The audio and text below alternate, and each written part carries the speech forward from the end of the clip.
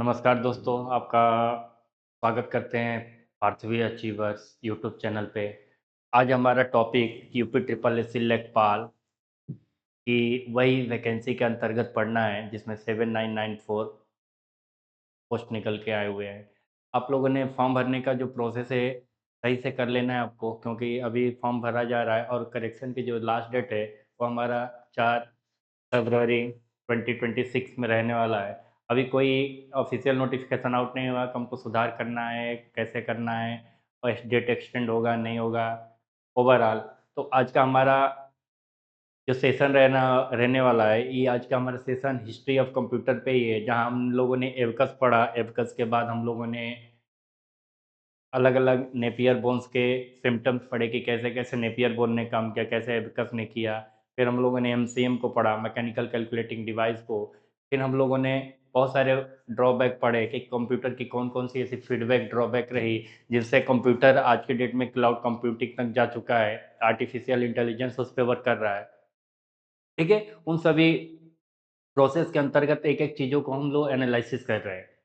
ठीक, तो आज का हमारा जनरेशन उसी के उसके आगे के प्रोसेस को हम समझने वाले हैं। तो हम चलते हैं आपको एकदम अपने सेशन की तरफ लेकर के। तब तक आप हमारे चैनल को देखेंगे और समझेंगे जो भी चीज़ आपको कम या ज़्यादा समझ में आ रही है। You have to give feedback, आपको फीडबैक देना होता है। ठीक है, तो आज हम अपने टॉपिक पे ले चल रहे हैं जो कि हमारा हिस्ट्री ऑफ कंप्यूटर है कि कंप्यूटर की शुरुआत कहाँ से हुई, कैसे हुई। आज हमारा चार्ल्स बेबेज और एनालिटिकल इंजन के तरफ पढ़ना है चीज़ों को। ठीक है, तो चलते हैं टॉपिक की तरफ लेकर के।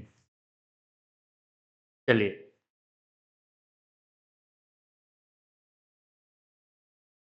तो हम लोगों ने एबकस पढ़ लिया। एबकस के बाद हम लोगों ने क्या क्या पढ़ा भाई?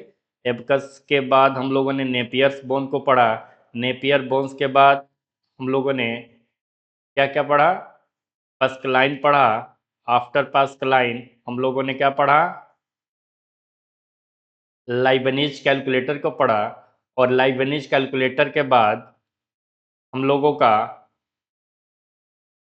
जो नेक्स्ट टॉपिक रहने वाला है आज, वह क्या है? Analytical engine. आज की जो हमारी टॉपिक है वो एनालिटिकल इंजन पे बना हुआ है।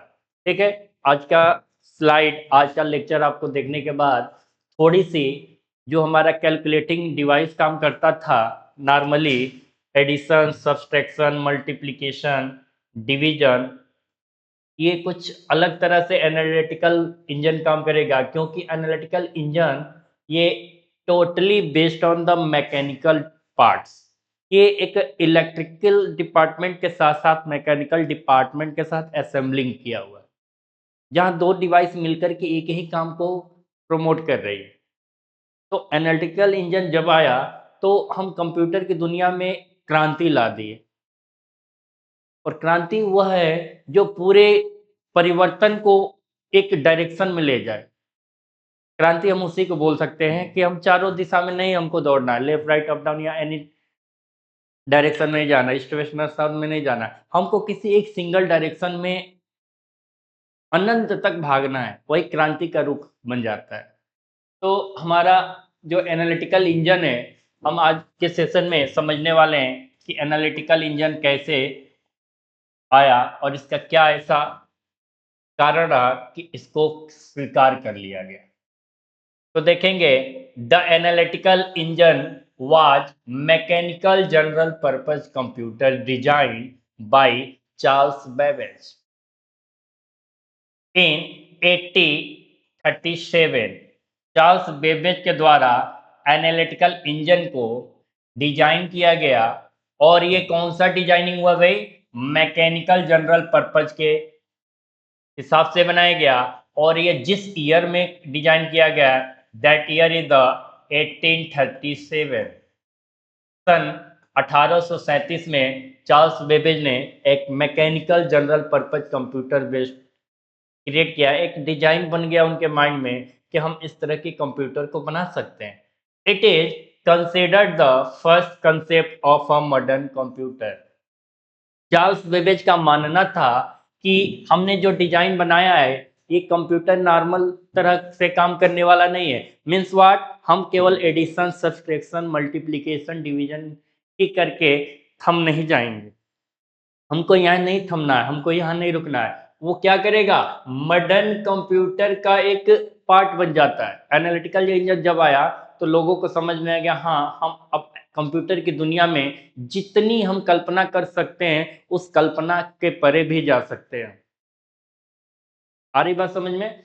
तो विश्लेषणात्मक इंजन जो था, एनालिटिकल इंजन एक यांत्रिक सामान्य उद्देश्य कंप्यूटर था। नॉर्मली ये नॉर्मल ही काम करता था, जिसे चार्ल्स बेबेज ने 1837 में डिजाइन किया। इसे आधुनिक कंप्यूटर की पहली अवधारणा माना जाता है। पहली इसको कंसेप्ट मान लिया गया कि भाई एनालिटिकल इंजन आ गया, हम किसी भी मॉडर्न टाइम में मूव कर सकते हैं। हम जो हमें जिस तरह के कंप्यूटर की डिजाइनिंग चाहिए, हम उस कंप्यूटर के डिजाइन को क्रिएट कर सकते हैं।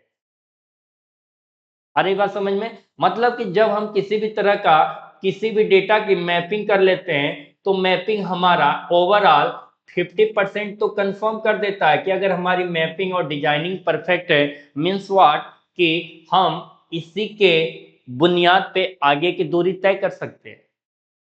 आ रही बात समझ में? तो जब एनालिटिकल की डिस्कवरी हुई इन 1837 में, तो लोगों को समझ में आ गया कि हाँ अब हम कंप्यूटर की जर्नी में बहुत आगे जाने वाले हैं। ठीक है ना? No problem. Then next slide क्या कहता है देखेंगे। Who is the inventor of analytical engine? कौन है जिसने एनालिटिकल इंजन को, और इन विच ईयर, किस सन में, किस ईयर में उसकी खोज की गई, किसने आविष्कार किया? तो इन्वेंटर कौन है भाई? Inventor is the Charles Babbage, known as the father of computer. Charles Babbage को ही कंप्यूटर का जनक बोला जाता है या जनक कहा जाता है। वही एकमात्र कंप्यूटर की दुनिया में फादर ऑफ कंप्यूटर के नाम से क्या हो गए, दर्ज कर लिया गया इनको हिस्ट्री में कि यही क्या है, हमारे कंप्यूटर के फादर माने जाएंगे। और 1837 में डिजाइन बनने के उपरांत ये चार्ल्स बेबेज का नाम इतना इनरोल हो गया था कि अब हम एनालिटिकल इंजन को ही फाइनली कंप्यूटर का रूप दे सकते हैं। ठीक है ना? आ रही बात समझ में? लेकिन इसमें एक त्रुटि यह रह गई कि इस कंप्यूटर को कंप्लीटली डिजाइन नहीं बन किया गया। इस कंप्यूटर में हर वो चीज नहीं बन पाई जो वास्तव में एक मॉडर्न कंप्यूटर के अंदर स्थिर होना चाहिए। जो चीजें होनी चाहिए वो चार्ल्स बेबेज ने शायद नहीं दे। उन्होंने सोचा तो सही, उन्होंने डिजाइन तो सही किया, एल्गोरिथम तो सही सेट किया, मेथड सही बनाए, फ्लो चार्ट वगैरह सब सही हुआ, मशीनरी डिपार्टमेंट भी ओवरऑल सब परफेक्ट बनी, तभी तो electrically as well as mechanically दोनों के असेंबल से वर्क प्रोग्रेस हो रहा था। ठीक है ना? लेकिन बात यह है कि अगर हम कोई चीज बनाते हैं और उसके लिए कंप्लीट होने का मतलब यह है कि 100% रेडी हो जाए, मीन्स व्हाट कि वो कंप्लीट हो गया। बट अगर हमारा वो डेटा 99.9% भी कंप्लीट होता है, मीन्स व्हाट कि कुछ ना कुछ परसेंटेज अभी भी हमारा इनकम्प्लीट है। अरे नहीं बात समझ? अरे तो कुछ ना कुछ कमियां रह गई चार्ल्स बेबेज के एनालिटिकल इंजन में। उस कमियों को कैसे दूर किया गया, आते हैं नेक्स्ट स्लाइड से समझते हैं। Main parts of analytical engine, कौन कौन सी ऐसी मुख्य भाग हैं जिसको हम एनालिटिकल इंजन के नाम से रख सकते हैं, जिनको हम जान सकते हैं? तो देखिए एनालिटिकल इंजन के पहले क्या है समझेंगे। मिल गणनात्मक भाग। मिल गणनात्मक भाग मतलब यह है कि यह मिल गणनात्मक भाग वह काम करता है कि हमको जब भी कोई नंबर को, सिंबल को कुछ भी करना है, कैलकुलेट करना है, तो मिल गणनात्मक भाग एक तरह से ये क्या काम करता है भाई, इकाई का काम करता है। एक छोटी सी इकाई है। जैसे हमको बहुत बड़े मेजरमेंट में किसी चीज को मेजर करना है तो हम क्या करते हैं, किलोग्राम में मेजर करते हैं। बट वही अगर स्मॉलेस्ट यूनिट में चाहिए तो हम क्या मेजर करते हैं, ग्राम में। तो एनालिटिकल इंजन में जो सबसे पहला हमको पार्ट्स मिला, वो क्या मिला, एक यूनिट मिला, कैलकुलेटिंग यूनिट मिला, कि हाँ हम कोई भी चीज जब करते हैं तो उसके छोटे से इकाई से ही हम करेंगे। आ रही बात समझ में? नेक्स्ट क्या है, गणना व तर्क कार्य। वो कैलकुलेट तो करता ही करता था, लेकिन उसकी कैलकुलेशन विद लॉजिक थी। ऐसा नहीं कि हमने कुछ भी मान लिया और उसी को सही कहा जाएगा। ठीक है, मतलब जो भी उन्होंने कैलकुलेशन किया, calculation with logic, calculation with logic, जो भी चीज बनी उसकी क्या था, एक लॉजिक बन के आया था। ठीक है ना? फिर आपने जो भी इकाई क्रिएट किया, जो भी आपने कैलकुलेशन किया, तर्क किया, अगर मान लीजिए वो आपका बेनिफिशियल है, सही है, या नॉट बेनिफिशियल, सही नहीं है, उपयोगी नहीं है, लेकिन उस डेटा को सम टाइम स्टोर तो करना पड़ेगा ना। आने वाले लोगों को कैसे पता चलेगा आपने क्या क्या वर्क किया है? कुछ ना कुछ स्टोरेज फंक्शन चाहिए। तो एनालिटिकल इंजन में थर्ड हमारा जो पार्ट्स निकल के आया, वो आया स्टोर करने का। मतलब कि वह किसी भी डेटा को स्टोर कर सकता था। लेकिन जैसे हम प्रीवियस कैलकुलेटर के देखें तो कैलकुलेटर क्या काम करता था, एडिशन, सब्सट्रैक्शन, मल्टीप्लिकेशन, डिवीजन या एनी तरह की जो भी फंक्शन करता है, मैथमेटिकल फंक्शन, उसको स्टोर नहीं कर पाता था। लेकिन आज के डेट में हमारा जो डिजिटल कैलकुलेटर आते हैं या डिफरेंट टाइप के कैलकुलेटर आ जाते हैं, जो इंजीनियरिंग में यूज करते हैं, साइंटिस्ट वगैरह यूज करते हैं, या बड़े बड़े प्रोफेसर यूज करते हैं, वो सब चीज़ों में, उन सब कैलकुलेटर में या कंप्यूटर में स्टोरिंग कैपेसिटी क्रिएट कर दी गई। ठीक है, फिर क्या है, डेटा व निर्देश संग्रह। हमको जो काम करना है उसके इनपुट तो चाहिए ना। वो इनपुट मिलेगा कहाँ से, रॉ फैक्ट्स एंड फिगर से, डेटा से, कलेक्शन ऑफ डेटा से, कलेक्शन ऑफ इंफॉर्मेशन से।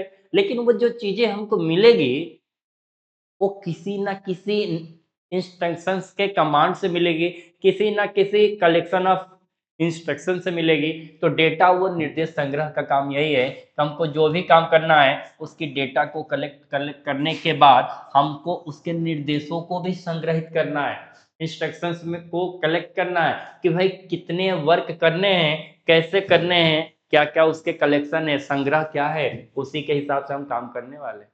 अब मान लीजिए आपके पास डेटा भी हो गया, इंस्ट्रक्शंस भी हो गया, बट आपके पास ओवरऑल हर एक चीज है, बट आपको इनपुट ही नहीं करने आ रहा है, आप एंट्री ऑफ द डेटा ही नहीं कर रहे हैं, तो क्या कोई भी मेन पार्ट होने के बाद फंक्शन करने के लिए कैपेबल होगा?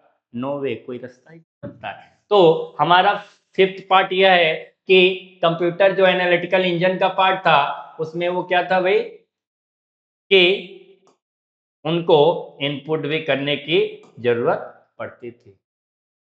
पंच कार्ड से डेटा, अगर आपको डेटा ट्रांसफर करनी है, कुछ भी करनी है, पंच कार्ड भी होता है कि कितनी बिट का, कितने बाइट का डेटा आपको पंचिंग करनी है।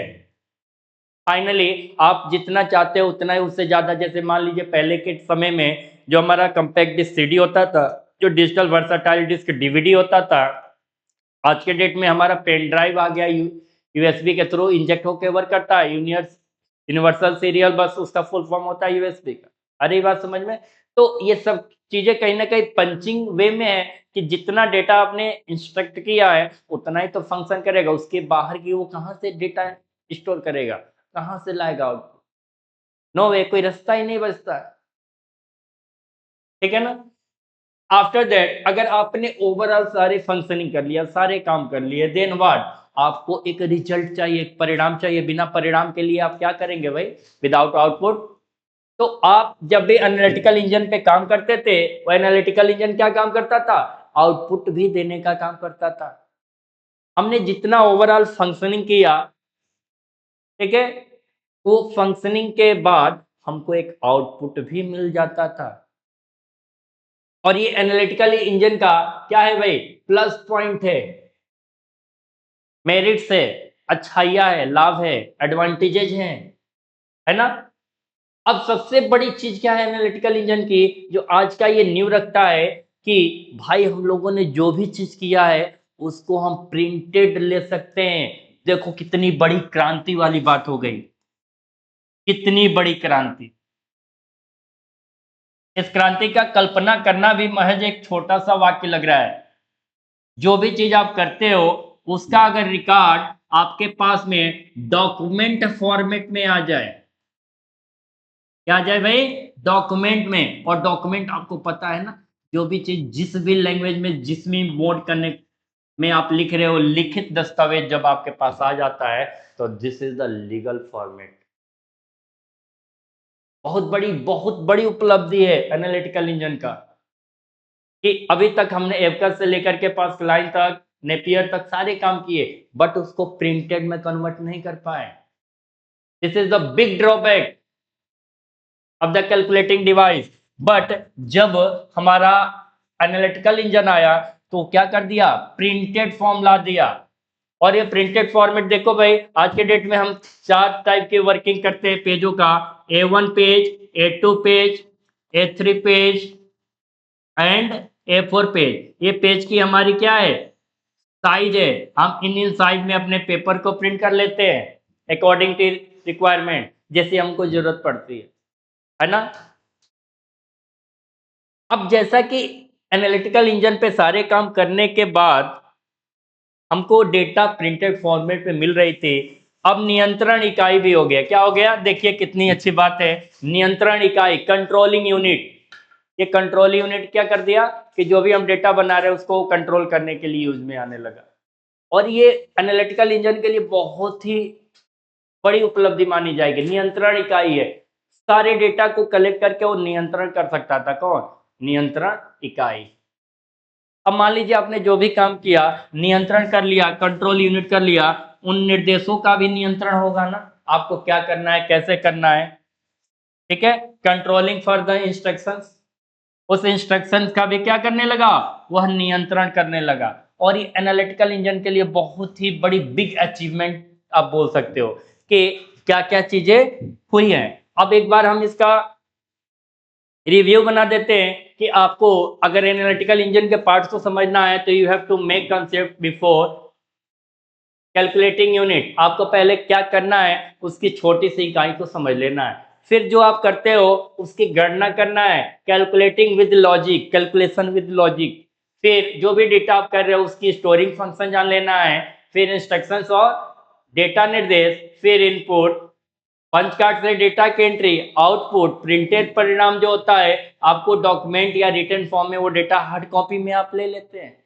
फिर नियंत्रण इकाई, कंट्रोल यूनिट, निर्देशों का नियंत्रण। ये सारे हमारे एनालिटिकल इंजन के क्या है? पार्ट्स हैं, भाग हैं। देखेंगे इनका हम इंग्लिश वर्जन। सेम वही चीज, मिल वाज द कैलकुलेटिंग यूनिट। ये मिल क्या है? एक कैलकुलेटिंग यूनिट है जो हम लोगों ने अभी समझा। अरिथमेटिक एंड लॉजिक ऑपरेशन जब करता है तभी हमारा डेटा तर्क के साथ मिलता है। कोई भी डेटा को स्टोर कर सकते हो, आप क्या कर सकते हो? स्टोर कर सकते हो। अगर आपको स्टोर करना है तो मेमोरी रिक्वायर होती है। मेमोरी के बाद अगर डेटा आपने बना लिया तो you have to enter the data, input की जरूरत पड़ेगी।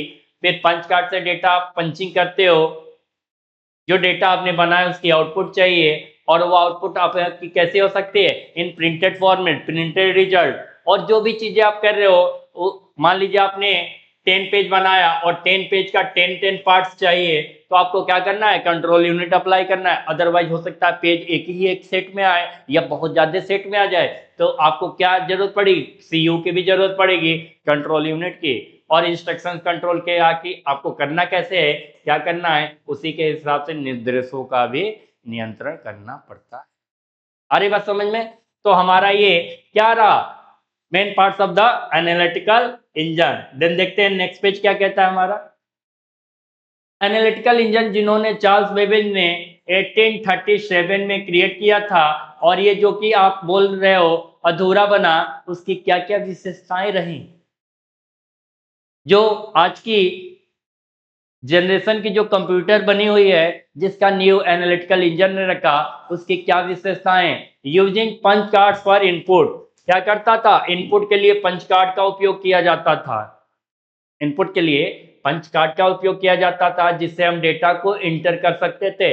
इनपुट की जहां भी बात आए, जहां भी आपको बोला जाए कि इनपुट, मतलब कि आपको डेटा का क्या करना है भाई, एंट्री क्या करना है, डेटा का एंट्री, वो डेटा किसी भी तरह का रिकॉर्ड कलेक्ट करके रखता हो। ठीक है। सेकेंड है पुट परफॉर्म एडिशन, वही चीज करता है जो जोड़ने में किया जाता है, सब्सट्रैक्शन घटाने की क्रिया करता था, मल्टीप्लिकेशन गुणा करने का काम, डिवीजन भाग करने का काम कौन कर लेता था, एनालिटिकल इंजन। बट इसमें क्या था, ये डेटा को स्टोर भी कर लेता था और डेटा को प्रिंट भी कर लेता था, printed in hard copy. Hard copy में क्या होता था, प्रिंट होता था। ठीक है ना। Supported loops and conditional operations, ये किसी भी लूप को भी सपोर्ट करता था और कंडीशनल ऑपरेशन को भी, लूप और शर्तें निर्देशों का भी समर्थन कर देता था। मतलब कि कोई नंबर बार बार, जैसे 1 2 3 1 फिर 3 आ गया, तो जो नंबर इसमें रिपीटेड हो रहे हैं उनके अकॉर्डिंग ये लूप जनरेट करके भी फंक्शन करने के लिए केपेबल था। आ रही बात समझ में। उस पे भी, उस कंडीशन पे काम करने के लिए एनालिटिकल इंजन टोटली परफेक्ट हो जा रहा था। ये फीचर है। जैसे आज के डेट में अगर हम कोई भी चीज को बार बार उसी को दोहराएं, बार बार रिपीट करें, तो हम क्या हो जाते हैं, कंफ्यूज हो जाते हैं कि ऐसा तो नहीं हमने उस नंबर को पहले लिख लिया। जैसे कि हम अगर सिस्टम पे वर्क करते हैं तो सेम नाम लिख के सेव करते हैं एक्सटेंशन के साथ, तो वो हमारा पहले वाला स्किप हो जाता है। या तो पहले वाले में कुछ दूसरा चीज लिखे या दूसरे वाले में कुछ दूसरा चीज लिखे, बदलाव तभी हो पाएगी। Number 4, head memory and processor concept. Analytical engine में मेमोरी का कंसेप्ट आ गया, वो स्टोर करेगा तभी मेमोरी की जरूरत है। और प्रोसेसर कंसेप्ट कि हम अपने काम को करने के लिए कितनी भी फ्रीक्वेंसी के साथ स्पीड को बढ़ा सकते हैं। मेमोरी और प्रोसेसर की अवधारणा क्रिएट हो गया आई। और ये एनालिटिकल इंजन जब आया तो ये चीज समझ में आ गई कि ये आज की डेट का कंप्यूटर का बुनियाद भाई चार्ल्स बेबेज ने रख दिया था। ठीक है ना। ये समझ में आया, no doubt, no confusion class. Thank you. Next slide क्या कहता देखेंगे। जब चार्ल्स बेबेज द्वारा 1837 में एनालिटिकल इंजन आया तो उसकी बहुत सारी ड्रॉबैक आपने समझा। उसके बाद अडा लवलेस का भी कंट्रीब्यूशन आ गया सामने, उन्होंने भी बहुत बड़ा योगदान किया किसके लिए, एनालिटिकल इंजन को प्रमोट करने के लिए, सक्सेस करने के लिए। जब हम बहुत ज्यादा मेहनत करते हैं और लगता है कि हमारे अब लाइफ में एक फेल्योर की एंट्री हो सकती है, तो जो सेकेंड होता है ना, वही बूस्टर का काम करता है।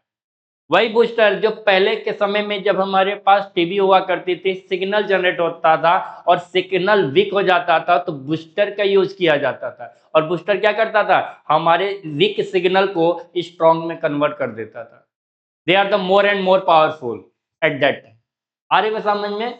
तो जो चीजें होती है वो कम नहीं माना जाएगा, कम आंका ही नहीं जा सकता है। तो अडा लवलेस का कंट्रीब्यूशन ये रहा कि चार्ल्स बेबेज द्वारा एनालिटिकल इंजन कंप्यूटर जो क्रिएट किया गया था, उसमें जो त्रुटि रह गई, जो कमी रह गई, जो अधूरापन रह गया, उसको अडा लवलेस ने थोड़ा सा सुधार करने का कार्य किया। तो सोचने वाली बात क्या है भाई, कि हम केवल एक इंसान का योगदान याद रखते हैं, ये गलत बात लगता है। जितने लोगों ने कंट्रीब्यूशन किया है सबकी मेमोरी में सेम प्लेस है।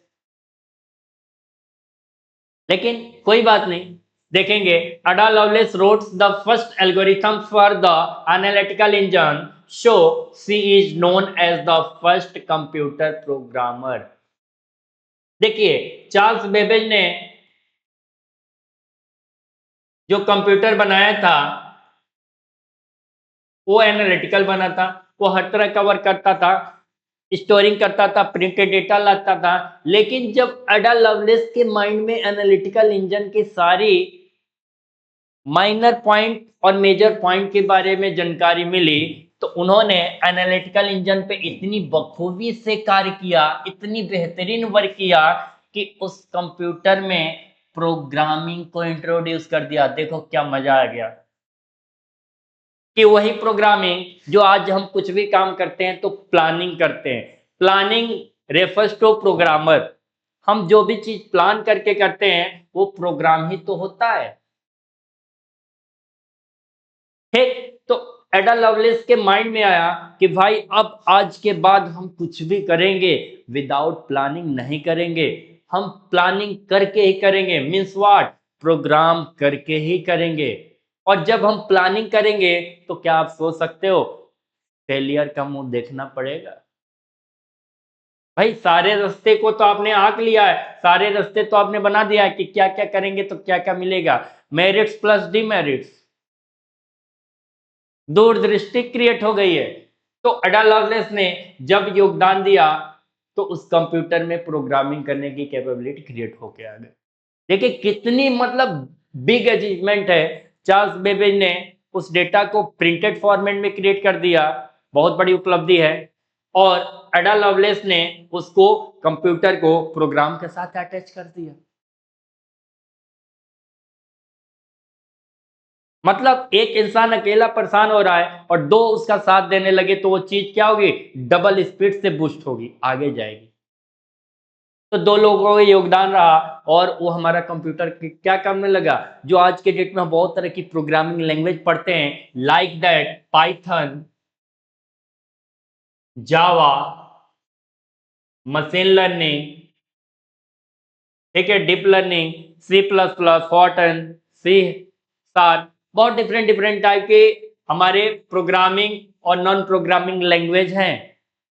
जैसे HTML, HTTP, ये प्रोग्रामिंग लैंग्वेज नहीं है, लेकिन ये भी तो based on the program with code, ये भी तो कुछ कोड कंसेप्ट में लिखे जाते हैं। तो देखिए अडा लवलेस ने क्या ही क्रांति ला दिया, दिल खुश हो जाता है भाई इसको जान करके। लेकिन हमने मान लिया चार्ल्स बेबेज, चार्ल्स बेबेज कुछ भी हो, चार्ल्स बेबेज, कोई बात नहीं, अडा लवलेस को भी सलाम करो भाई, बहुत कंट्रीब्यूशन दिया। देन नेक्स्ट स्लाइड क्या कहता है देखेंगे हम। एडा लवलेस इंट्रोडक्शन, जिसको आप पहचान नहीं पा रहे हो, जान नहीं पा रहे हो कौन था, जानते हैं चलिए। एडा loveless was a mathematician and writer who is known as the world first computer programmer. एडा लवलेस जो थे वो एक मैथमेटिशियंस थे, गणितज्ञ थे। और भाई ये जो गणितज्ञ होते हैं ना, जो वैज्ञानिक भी होते हैं, साइंस जो पढ़ते हैं या मैथ्स पढ़ते हैं, इनका दिमाग बहुत क्रिएटिव होता है। जो भी सोचेंगे ना विद लॉजिक सोचेंगे, तर्क के साथ, और तर्क वास्तव में विद रिजल्ट होता है, रिजल्ट ही लाता है। तर्क का मतलब यही है कि रिजल्ट आएगा ही आएगा, नो डाउट। ठीक है, तो Ada Lovelace was a mathematician and writer who is known as the world first computer programmer. और यहां तक ही नहीं थी, वो एक लेखिका भी थी। एडा लवलेस एक गणितज्ञ के साथ साथ एक लेखिका भी थी, जिनका प्रोफेशन एक तरह से लिखने का था। जो भी चीज पाते थे उस पर लिख डालते थे, बड़े बड़े थॉट बना देते थे। ठीक है, जिन्हें दुनिया की पहली कंप्यूटर प्रोग्रामर माना जाता है। और वो सारा चीज लिखती तो थी, बट वो प्रोग्रामिंग के लिए भी बहुत जानी जाते हैं। उनके माइंड में इतना बिग प्रोग्राम कंसेप्ट क्रिएट किया गया कि भाई जहां लोग पढ़ने लिखने की चीजें नहीं समझ पा रहे, उनके माइंड में उस समय प्रोग्राम आ रहा है। क्या बात, गजब। उन्होंने चार्ल्स बेबेज के एनालिटिकल इंजन पर बहुत ही गहनता के साथ कार्य किया, उसमें कूद पड़ी कि भाई इतना बेहतरीन कंप्यूटर चार्ल्स बेबेज ने क्रिएट किया और वो कुछ माइनर एरर के वजह से फ्लॉप हो जाए, नॉट एट ऑल, नेवर, कभी नहीं होने दिया जाएगा। और एडा लवलेस ने उस क्रांति में बहुत बड़ा योगदान दिया। आ रही बात समझ में, no doubt. Then next slide क्या कहता है देखेंगे हम। फुल नेम क्या था एडा लवलेस का। भाई अगर आप किसी को जानना चाहते हो, शॉर्ट फॉर्म जान लेते हो, अच्छी बात है, नो डाउट। लेकिन अगर उसकी पूरी जानकारी लेंगे, आप फुल लेंगे, बहुत ही बेहतरीन बात है। एडा लवलेस जी का पूरा नाम जो था, उनका नाम क्या था, Augusta Ada King countess of Lovelace, उनका नाम यही था। क्या नाम था? फिर से देखेंगे, रिवाइज करेंगे। Augusta Ada King, countess of Lovelace. Augusta Ada King, countess of Lovelace. इनका जन्म कब हुआ था? कब इन्होंने जन्म लिया और उस जन्म के कितने समय बाद उनकी मृत्यु होती है, दोनों चीज को देखेंगे। तो जब जन्म लेने का टाइम था किसका? Augusta and King countess of Lovelace, मतलब एडा लवलेस का, तो उनकी जन्म की जो डेट है 10 दिसंबर 1815, 10 दिसंबर 1815 में उनका जन्म होता है। और कहाँ होता है? लंदन में होता है भाई। लंदन की रहने वाली है अडा लवलेस। और उनकी मृत्यु कब होती है? 27 नवंबर 1852। जन्म और मृत्यु, जन्म और मृत्यु कब होती है उनकी? जन्म होती है 10 दिसंबर 1815 और उनकी मृत्यु होती है 27 नवंबर 1852। 1815 में वो आती है और 1852 में चली जाती है। लेकिन आने और जाने के बीच में उन्होंने क्या दे दिया कंप्यूटर की दुनिया को? एक कंप्यूटर प्रोग्रामिंग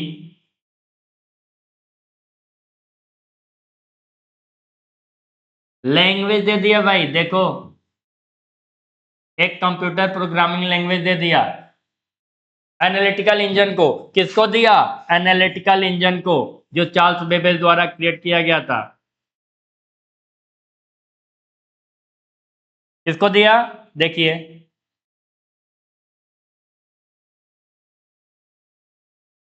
एनालिटिकल इंजन को।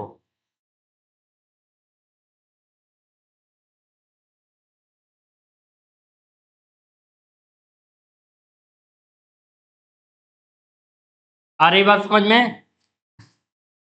देन नेक्स्ट स्लाइड क्या कहता है, देखिए भाई। Why it was not completed. फिर क्या कारण रहा कि चार्ल्स बेबेज द्वारा एनालिटिकल इंजन किया गया वो भी अधूरा रहा।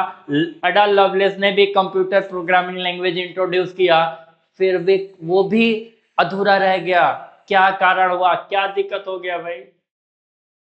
और दुख की बात है, why it was not completed, lack of funding. Ada Lovelace जो प्रोग्रामिंग करना चाहते थे, उनको बहुत ज्यादा पैसे की जरूरत थी, बट वहां लैक ऑफ फंडिंग हो गया, धन की कमी हो गई। और धन की कमी बहुत बड़ी कमी होती है हमारे अंदर या आपके अंदर। जो भी प्लानिंग चलती है, अगर पैसे की कमी हो जाए तो हम कहीं ना कहीं बीच रास्ते में ही दम तोड़ देंगे। शायद एडा लवलेस के साथ भी यही हुआ, यही घटना हुई, इंसिडेंट यही हुआ कि वो तो बहुत आगे कंप्यूटर को ले जाना चाहते थे, बट उनके पास लैक ऑफ फंडिंग हो गया, धन की बहुत ज्यादा कमी हो गई और उनका थॉट वहीं रुकने के लिए विवश हो गया। Mechanical technology was not advanced enough. एडा लवलेस ने कंप्यूटर जो बनाया, जो प्रोग्रामिंग दिया, मैकेनिकल टेक्नोलॉजी को इंट्रोड्यूस तो करता है, लेकिन वो एडवांस नहीं बन पाया। ड्यू टू दिस, अगर हम आपके पास पैसा रहेगा तो पैसा का वेस्ट इन्वेस्ट करने के उपरांत आप उसको और आगे की स्टेज तक ले जा सकते हैं। उस समय की तकनीक पर्याप्त उन्नत नहीं थी, कारण उसका एक ही मात्र बना। वो क्या मात्र था भैया? पैसा। उस टाइम क्या कारण बन गया? मनी। और मनी ने क्या कर दिया? उनके पैरों में बेड़ियां डाल दी। ठीक है ना? देन नेक्स्ट स्लाइड पे चलते हैं, देखते हैं क्या कहता है हमारा next slide. Associated with Charles Babbage, father of computer. वह संबंधित व्यक्ति चार्ल्स बेबेज जो कंप्यूटर के जनक कहा जाता था, उनका क्या क्या योगदान रहा देखिए। मेजर कंट्रीब्यूशन, प्रमुख योगदान क्या रहा चार्ल्स बेबेज का? Wrote the first algorithm intended to be processed by a machine, explained how the analytical engine could compute Bernoulli theorem. मतलब जो चार्ल्स बेबेज ने जो अपना एनालिटिकल इंजन को डिजाइन किया था, वो बर्नौली प्रिंसिपल पे या बर्नौली नंबर पे काम करता था। Means what? Predicted that computer could work on music. वो एक म्यूजिक पे, संगीत पे कार्य करने के लिए काबिल था। किसी टेक्स्ट को भी लिख सकता था, as well as graphics design कर सकता था। किसी भी इमेज को जस्ट नंबर, लेकिन वो दिक्कत क्या हो गया कि म्यूजिक को, टेक्स्ट को, ग्राफिक्स को लिखने के साथ साथ वो नंबर की चीजों में फेल हो गया। मशीन द्वारा चलाए जाने वाला पहला एल्गोरिथम लिखा किसने? चार्ल्स बेबेज ने। एनालिटिकल इंजन से बर्नौली नंबर निकालने की विधि बताई। एनालिटिकल इंजन को यूज करके बर्नौली नंबर कैसे हम निकाल सकते हैं, मतलब एक एल्गोरिथम लगा करके सेकेंड स्टेप तक कैसे जाएंगे, हम दूसरा नंबर कैसे गेस कर सकते हैं, किसने बताया? चार्ल्स बेबेज जी ने। यह भविष्यवाणी की कंप्यूटर केवल गणना ही नहीं बल्कि संगीत, पाठ और चित्र पर भी काम कर सकता है। उन्होंने क्या बताया कि केवल नंबर ही नहीं करेगा, वही ग्राफिक्स ही नहीं करेगा, टेक्स्ट ही नहीं करेगा, म्यूजिक ही नहीं करेगा, ऑल टू ऑल काम करने के लिए काम कर सकता है। बट उनकी ड्रॉबैक यही रह गई कि वो कंप्यूटर प्रोग्रामिंग को इंट्रोड्यूस नहीं कर पाए, और एडा लवलेस जी जब आई तो कंप्यूटर प्रोग्रामिंग को इंट्रोड्यूस कर दिया। तो देखिए, not just for a number, graphics, text, music, मतलब केवल संगीत, केवल लेटर, केवल ग्राफिक्स को ही नहीं, यहाँ तक कि नंबर लिखने के पर्पज के लिए भी चार्ल्स बेबेज द्वारा जो कंप्यूटर, एनालिटिकल कंप्यूटर निकल के आया, वो इन सब क्रियाओं को करने में पूरे सक्षम था। आ रही बात समझ में? ड्रॉबैक आप लोगों ने समझा? देन नेक्स्ट स्लाइड क्या कहता है कि क्या नाम है पूरा हमारे चार्ल्स बेबेज का? चार्ल्स बेबेज का पूरा नाम, फुल नेम, जैसे एडा लवलेस का हम लोग पूरा नाम जाने, चार्ल्स बेबेज को हम चार्ल्स बेबेज के पूरे नाम से ही जानते हैं, चार्ल्स बेबेज। कब जन्म हुआ इनका? 26 दिसंबर 1791 लंदन। इनका भी जन्म कब हुआ? 26 दिसंबर सन 1791 इन लंदन। और मृत्यु कब हुई? 18 अक्टूबर 1871, 18 अक्टूबर 1871। इनकी डेड लाई 1791 से कहाँ जाके खत्म हो गई भाई? 1871। यही हमारे क्या रहा? चार्ल्स बेबेज की लाइफ जर्नी रही। 1791 से 1817 तक मेजर कंट्रीब्यूशन दिया इन जर्नी ऑफ कंप्यूटर। उसके बाद वो क्या हो गए? विदा हो गए। देन नेक्स्ट स्लाइड क्या कहता है, देखिए। Why is he called first programmer? पहले प्रोग्रामर क्यों इनको कहा गया? Because he created step by step algorithm for the analytical engine। क्या कारण था कि एडा लवलेस को फर्स्ट प्रोग्रामर बोला गया? पहली प्रोग्राम क्योंकि उन्होंने एनालिटिकल इंजन के लिए क्रमबद्ध निर्देशों का प्रयोग किया और एल्गोरिथम का निर्माण भी किया। उनको प्रोग्रामिंग का पार्ट जहां भी यूज किया जाएगा, वो किसने किया? एडा लवलेस ने। Titles and recognitions, first computer programmer थे कौन? एडा loveless, Pioneer of computer science. और उनको एक उपलब्धि हासिल थी कंप्यूटर विज्ञान की, कंप्यूटर साइंस में उन्होंने महारत हासिल की हुई थी। जैसे आज के डेट में जैसे जो बच्चे बीटेक एमटेक करते हैं तो क्या करते हैं? या तो इंफॉर्मेशन टेक्नोलॉजी लेते हैं, इंफॉर्मेशन टेक्नोलॉजी, और कंप्यूटर साइंस,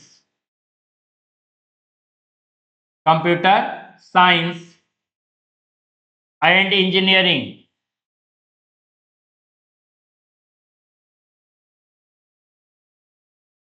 ठीक है, ये सारी चीजें यूज करके प्रोग्रामिंग को इंट्रोड्यूस किया। देन नेक्स्ट स्लाइड क्या कहता है? Importance, the analytical engine laid the foundation of modern computer including CPU, memory and programming concepts. क्या रहा एनालिटिकल इंजन का इंपॉर्टेंस पॉइंट ऑफ व्यू से देखेंगे? महत्व क्या रहा? एनालिटिकल इंजन से आधुनिक कंप्यूटर की नींव रखी गई। जब एनालिटिकल इंजन आया और चार्ल्स बेबेज जी ने, किसने? चार्ल्स बेबेज जी के माध्यम से या एडा लवलेस के माध्यम से जो हमारा कंप्यूटर आया, जो आधुनिक कंप्यूटर आया, उसका क्या रखा गया? नींव रखा गया, फाउंडेशन बन के तैयार हो गया, जिसमें सीपीयू, मेमोरी और प्रोग्रामिंग की अवधारणाएं शामिल है। मतलब कंसेप्ट था कि हम सीपीयू से काम ले सकते हैं using with the CPU central processing unit, memory, RAM ROM, hard disk, जो भी पार्ट्स हैं, प्रोग्रामिंग लैंग्वेज। नेक्स्ट जो हमारा काम करने वाला आ गया वो प्रोग्रामिंग कंसेप्ट की, हाँ हम प्रोग्रामिंग कर सकते हैं जो भी हमारी उस टाइम के जो प्रोग्रामिंग लैंग्वेज थे उन पे काम करके क्या किया गया, एनालिटिकल इंजन को सक्सेस करने का प्लानिंग किया गया। आ रही बात समझ में? तो दोस्तों आज का हमारा एनालिटिकल इंजन का ये सेशन यहीं पे समाप्त होता है। हम आपका फिर से धन्यवाद करते हैं अपने पार्थिव अचीवर यूट्यूब चैनल पे। आप चैनल को देखें, समझें, फीडबैक दें, कमेंट दें, और आपका प्यार बहुत ही मायने रखता है। ठीक, तो हम बहुत ही जल्द आपको नेक्स्ट वीडियो की तरफ लेकर के चलेंगे। अब देखते हैं हम हमारे हिस्ट्री ऑफ कंप्यूटर में कौन सा पार्ट रह गया, हम उसको पहले सॉल्व कराते हैं। अभी हम कंसेप्ट ही पढ़ेंगे, कंसेप्ट के बाद एमसीक्यू लेकर आएंगे और फिर पीवाईक्यू। Thank you.